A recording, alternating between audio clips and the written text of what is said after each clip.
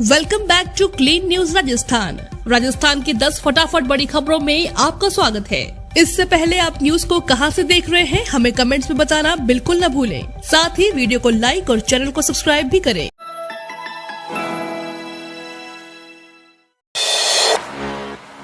राजस्थान कांग्रेस में फिर बखेड़ा, पायलट के बयान के बाद गरमाई सियासत। राजस्थान विधानसभा चुनाव से भले ही अब थोड़ा सा वक्त बचा है, लेकिन सचिन पायलट बनाम अशोक गहलोत के बीच चल रही सीएम की कुर्सी की जंग अभी भी बदस्तूर जारी है।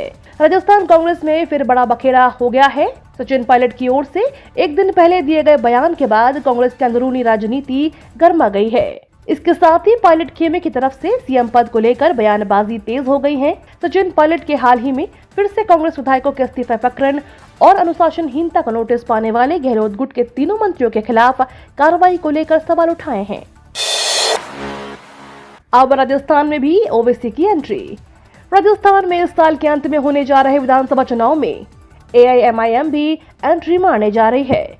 इसके लिए पार्टी ने तैयारियां तेज कर दी हैं और इसके प्रमुख असदुद्दीन ओवैसी अभियान का आगाज करने जा रहे हैं। भरतपुर और टोंक में ओवैसी 18-19 फरवरी को रैली करेंगे और जनता के सामने अपना एजेंडा रखेंगे। इससे पहले पिछले साल सितंबर में भी ओवैसी राजस्थान आए थे। पार्टी पदाधिकारियों के मुताबिक ओवैसी शनिवार को भरतपुर के कामा में रैली को संबोधित करेंगे। अपने दौरे की शुरुआत अलवर के तापूकड़ा से करेंगे, जहां वो पार्टी दफ्तर का उद्घाटन करेंगे और रामगढ़ में जनसंपर्क अभियान चलाएंगे।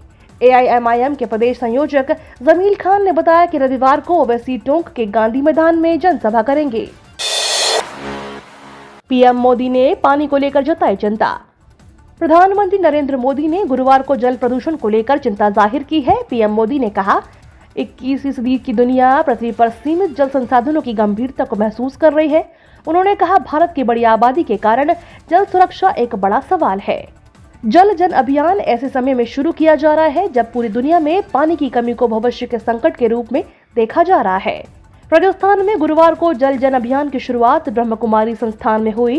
इस कार्यक्रम में पीएम मोदी वीडियो कॉन्फ्रेंसिंग के माध्यम से जुड़े थे। पीएम मोदी ने कहा, इस अमृत काल में भारत भविष्य के रूप में पानी की ओर देख रहा है। अगर जल रहेगा तभी आने वाला कल भी रहेगा। पीएम मोदी ने अपने संबोधन में जल संरक्षण को एक जन आंदोलन में बदलने पर संतोष व्यक्त किया। उन्होंने कहा, जल जन अभियान जन भागीदारी के इस प्रयास को नई ताकत देगा। इससे जल संरक्षण अभियानों की पहुंच को भी बढ़ावा मिलेगा। रायपुर अधिवेशन के बाद पायलट बनेंगे राजस्थान के मुख्यमंत्री, गहलोत फिक्स डिपॉजिट। प्रदेश में सत्ताधारी पार्टी के नेताओं में चल रही वर्चस्व की लड़ाई के बीच अब राज्य अनुसूचित जाति के आयोग के अध्यक्ष और विधायक खिलाड़ी लाल बैरवा ने बयान दिया है। खिलाड़ी ने सीएम अशोक गहलोत को पार्टी की फिक्स डिपॉजिट की तरह बताया तो पायलट को वर्किंग कैपिटल करार दिया। खिलाड़ी ने कहा कि पायलट को वर्किंग कैपिटल मानते हुए पार्टी के कार्यकर्ता उन्हें वर्किंग में रखना चाहते हैं।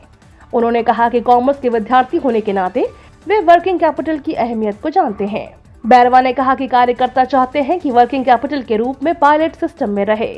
खिलाड़ी बैरवा ने मुख्यमंत्री अशोक गहलोत को फिक्स डिपॉजिट की तरह बताते हुए कहा कि गहलोत अनुभवी नेता है और उनके अनुभव का फायदा पार्टी आलाकमान को लेना चाहिए।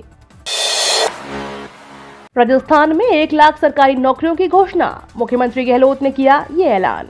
राजस्थान में लाखों बेरोजगारों के लिए मुख्यमंत्री अशोक गहलोत ने बड़ी घोषणा की है। सीएम गहलोत ने बजट भाषण के रिप्लाई में प्रदेश में 1 लाख नई सरकारी नौकरियों का ऐलान किया है। भाषण में कोई नई नौकरियों की घोषणा न होने से युवाओं में रोष था, लेकिन अब बजट रिप्लाई में घोषणा के बाद प्रदेश के लाखों युवाओं के लिए एक उम्मीद जगी है। सीएम गहलोत ने 1 लाख पदों पर भर्ती की घोषणा करते हुए कहा कि ये भर्तियां पहले से घोषित भर्तियों से अलग होंगी। उन्होंने कहा कि सभी विभागों के खाली पद भरने के लिए ये भर्तियां होंगी। राज्य के 133 अनुपयोगी कानूनों को खत्म करेगी सरकार, बजट सत्र में बिल। राज्य में 133 अनुपयोगी कानूनों को खत्म किया जाएगा। इन्हें निरसित करने का बिल विधानसभा के बजट सत्र में ही लाया जाएगा। विधि एवं विधिक कार्य मंत्री शांति धारीवाल ने गुरुवार को विधानसभा में यह जानकारी दी है।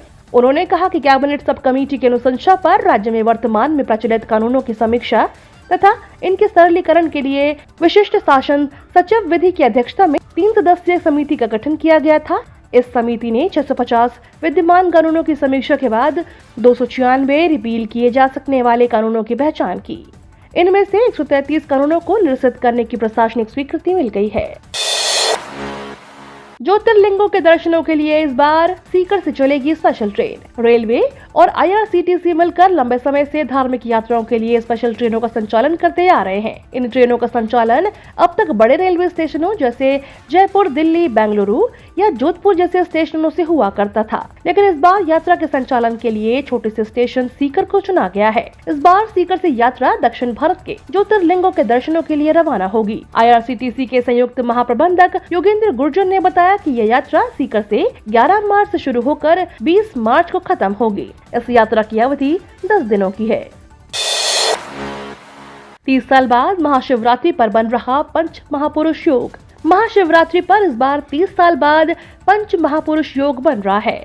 उत्तराषाढ़ नक्षत्र व्यतिपात योग गरकरण से इस दिन की शुभता में बढ़ोतरी होगी। वहीं श्रद्धालुओं द्वारा की गई साधना उपासना का उन्हें कई गुना पुण्य फल प्राप्त होगा। ज्योतिषाचार्य पंडित हृदय रंजन शर्मा ने बताया कि महाशिवरात्रि पर इस बार 30 साल बाद शश योग रहेगा।